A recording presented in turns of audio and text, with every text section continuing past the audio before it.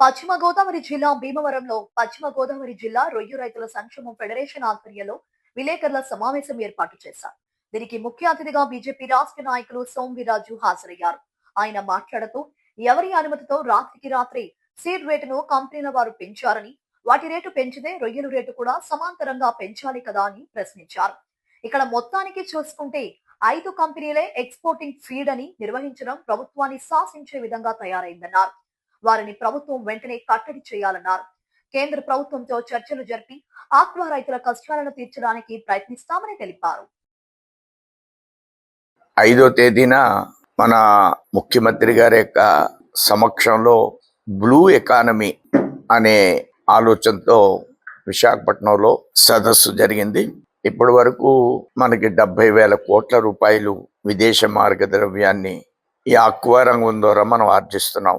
అందులో ప్రధానమైనటువంటి వాటాదారులు మన ఆంధ్రప్రదేశ్ సంబంధించినటువంటి ఆక్వా రైతులు. వీరిని ప్రోత్సహించాలి, ఈ రంగాన్ని ప్రోత్సహించాలనేది కూటమి ప్రభుత్వం యొక్క ఆలోచన.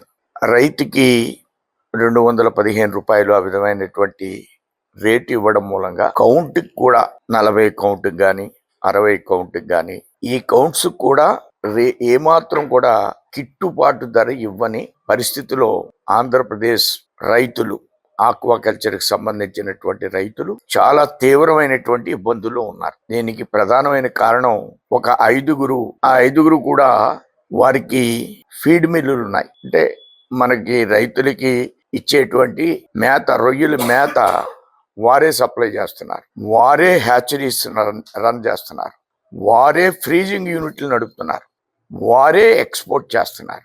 ఈ విధంగా రైతాంగాన్ని ఫీడ్ రేటు పెంచడం, హ్యాచరీ రేటు పెంచడం, పిల్లల రేటు పెంచడం, మందుల రేట్లు పెంచడం, రైతాంగానికి సంబంధించినటువంటి పండించే రైతుకి మాత్రం రేటు తగ్గించేయడం.